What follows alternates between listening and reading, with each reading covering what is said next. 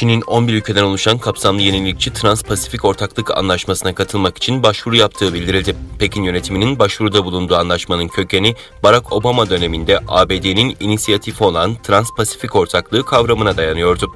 2018'de Avustralya, Kanada, Japonya, Yeni Zelanda, Brunei, Şili, Malezya, Meksika, Peru, Singapur ve Vietnam tarafından imzalanan anlaşma Çin'in bölgedeki nüfusunu dengelemeye hedefliyordu. Eski ABD Başkanı Donald Trump ülkesini müzakerelerden çekmişti. Fransa, Avustralya'nın kendisiyle denizaltı projesini iptal ederek ABD ile anlaşmasının ardından Washington ve Canberra büyükelçilerini geri çağırdı. Fransa Dışişleri Bakanlığı tarafından yapılan basın açıklamasında Cumhurbaşkanı Emmanuel Macron'un talimatıyla Fransa'nın Washington ve Canberra büyükelçilerini danışmak amacıyla acilen geri çağırma kararı aldığı belirtildi.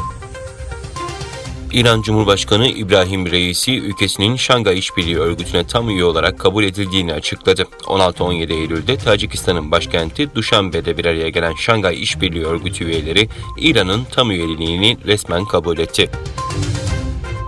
ABD Temsilciler Meclisi Başkanı Nancy Pelosi bugün katıldığı bir etkinlikte ABD-Çin ilişkileriyle ilgili açıklamalarda bulundu. Uygur Türklerine soykırım konusunu hatırlatan Pelosi, buna karşılık Çin'le ilişkilerin belli bir seviyede tutulması gerektiğini dile getirdi. Almanya'da Covid-19'a karşı aşı geliştiren BioNTech şirketinin kurucuları Profesör Doktor Uğur Şahin ile Doktor Özlem Türeci'ye Köln Üniversitesi tarafından Fahri Doktora unvanı verildi.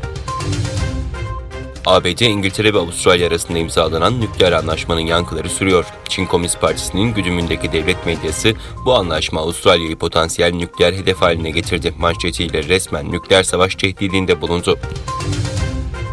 Hilton Otel'in Çin hükümeti tarafından yıkılan 5 Uygur camisinin bulunduğu yerde yeni bir otel inşa etmek için Çinli komünist yetkililerle bir anlaşma imzaladığı iddia ediliyor.